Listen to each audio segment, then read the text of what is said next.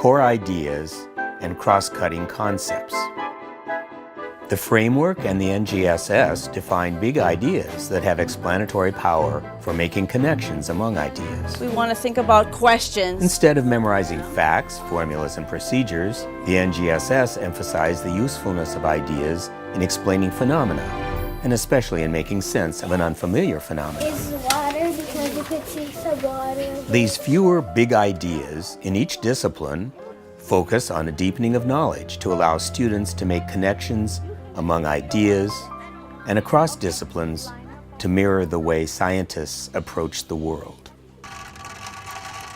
For example, a scientist could look at a rain event with the lens of patterns. Is this similar to other rain events? Or systems? Where are the inputs and outputs of the flow?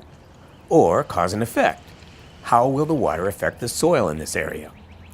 These are lenses that the teacher must make explicit for students who are learning to acquire the unique way that scientists approach phenomena.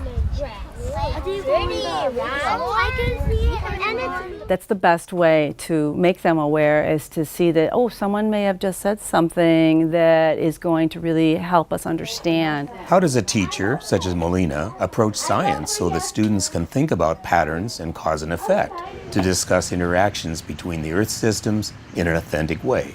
So they start out the day after a rain, and the students are just thinking about what is evidence. So scientists use evidence when they make claims, and this is kind of a new thing for a lot of kids, to think, I can say something, but it has to have evidence to back it.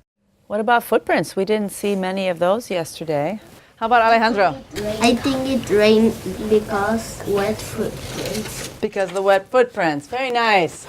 The first day, the students show that they have a lot to build on, that they have a lot of ideas about what counts as evidence, and how you can determine if something is evidence of snow and rain. We start with questions. Simple question like, do we know that it snowed last night? What would the evidence be for that then? Yeah. There's snow on the floor. That we would have seen snow on the ground or not. And on the trees. And on the trees. There was snow on the ground. Anything else?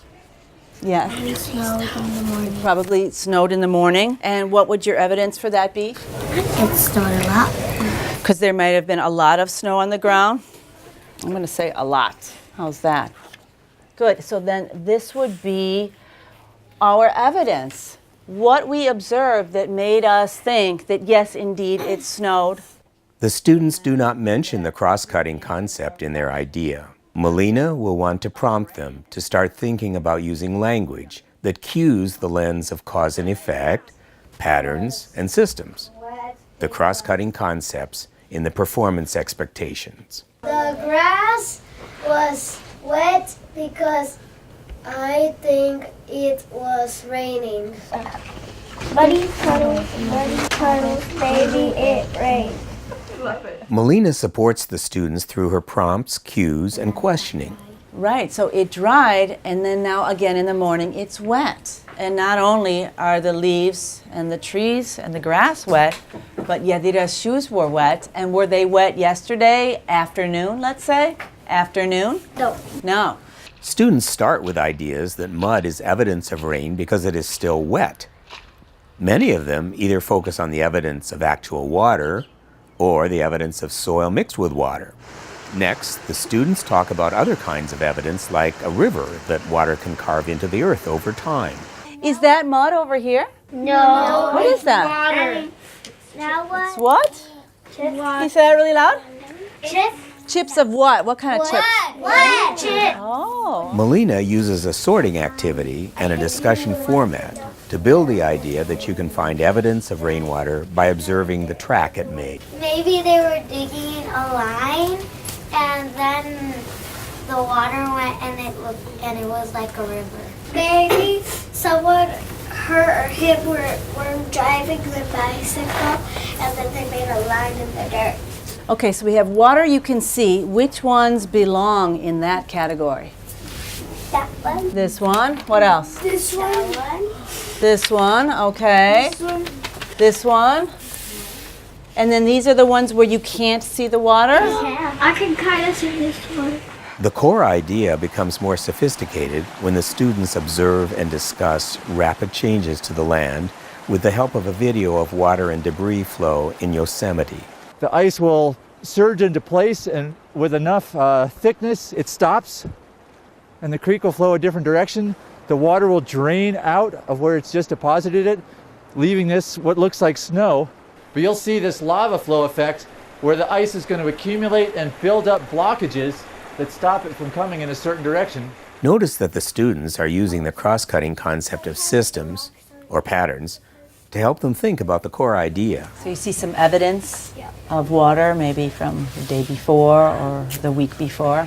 And Melina's cues help them make the connection. This one, there's change because the water brought these things and then it got dry and then the things were there and then the land changed. Have you ever seen that before? Yeah. Like you're sitting there looking and what do you see? Sometimes there's some things that the water comes and then it comes to one of this and then it goes down.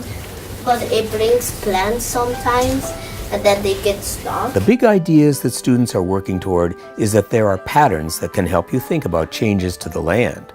Students are moving toward developing more complex ideas and coming up with rules that can guide future thinking in earth science. It takes time to incorporate cross-cutting concepts. Melina has come so far, and thousands of other teachers are on the same journey. Reflect and think about your own experiences and share them below. How are you asking questions related to the cross-cutting concepts in your own classroom?